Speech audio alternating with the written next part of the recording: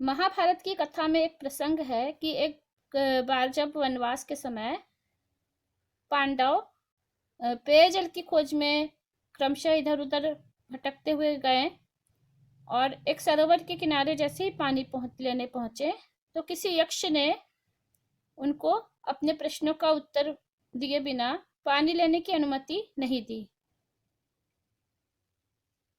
चारों पांडवों ने उनकी बात अनसुनी कर दी और मारे गए।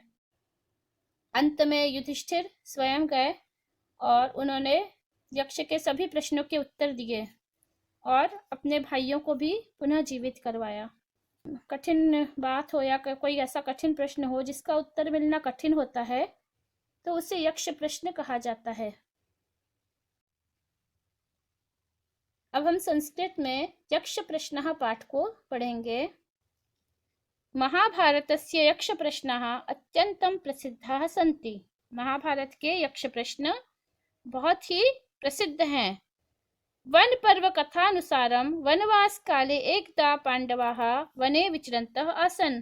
वन पर्व की कथा के अनुसार वनवास के समय एक बार पांडव वन में विचरण कर रहे थे। मार्गे द्रौपदी जलम आयाचत। रास्ते में द्रौपदी ने पानी मांगा। प्रथमं सहदेवः पात्रं नीत्वा जलम आनेतुं समीपवर्तिनम् एकं तडागम् अगच्छत्।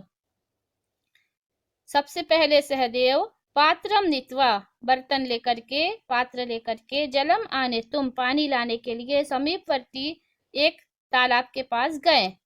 परम न प्रत्यागच्छत लेकिन लौटे नहीं। एवं क्रमेण नकुल अर्जुन भीमाः। नकुल अर्जुन और भीम अगच्छन गए परम ते अपि न प्रत्यागच्छन लेकिन वे भी नहीं लौटे। यहाँ पर नकुल अर्जुन और भीम इसमें संधि है, दीर्घ स्वर संधि है। नकुल अर्जुन, नकुल और अर्जुन, नकुल अर्जुन हो गया है, दीर्घ स्वर संधि है।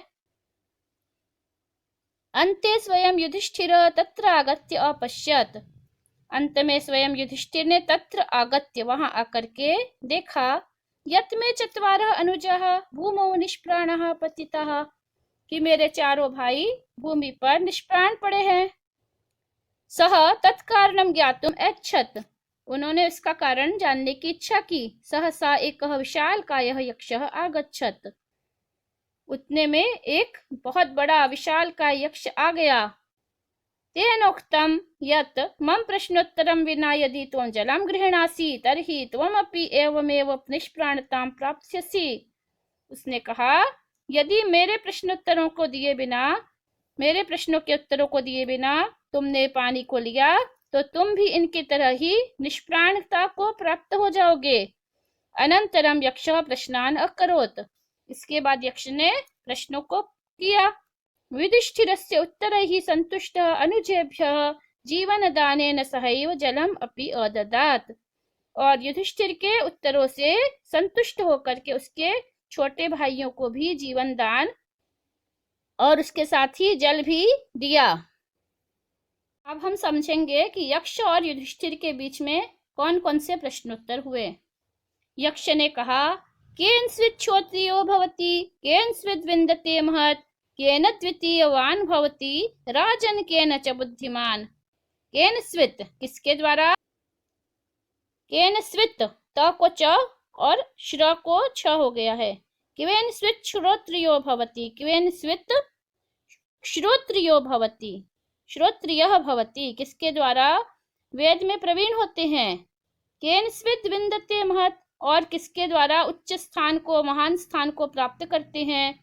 केन द्वितीयवान भवति और राजन किसके द्वारा द्वितीयवान, दूसरे से युक्त, मित्र से युक्त होते हैं।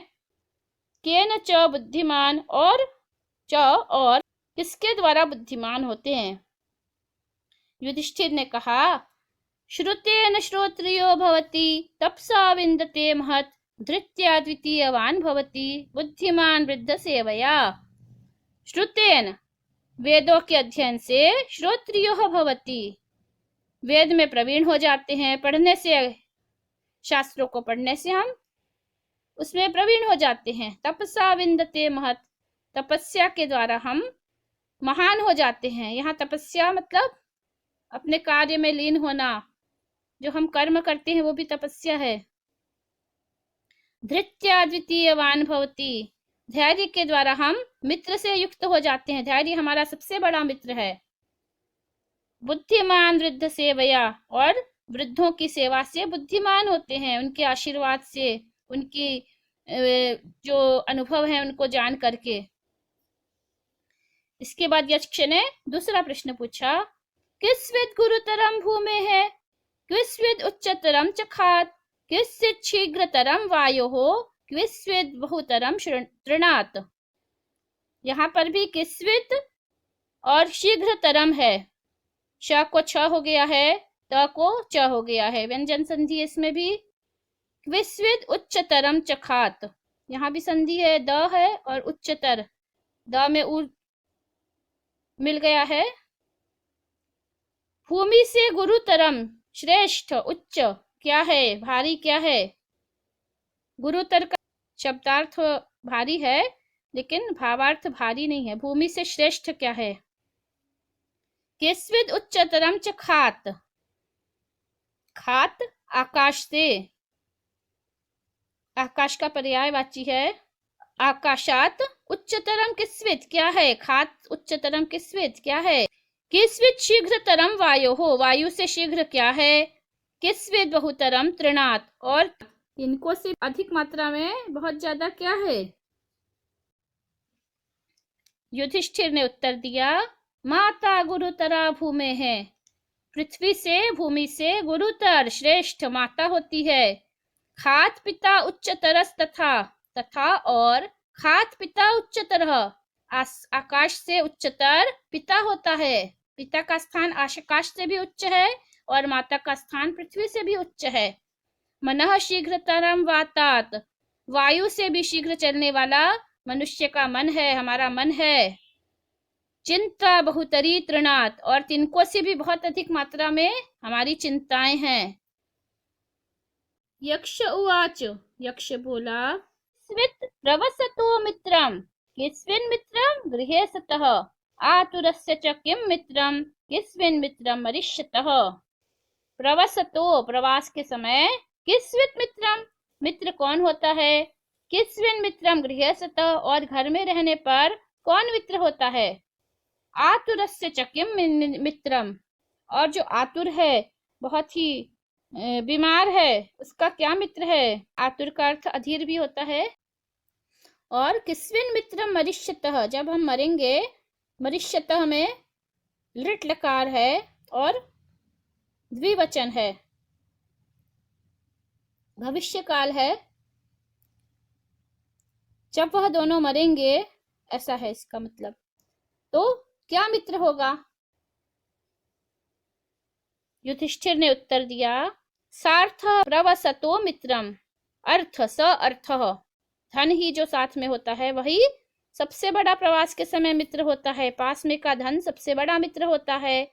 भार्या मित्रम गृहे सतः, घर में जब हम रहते हैं तो भार्या ही सबसे अच्छे मित्र है।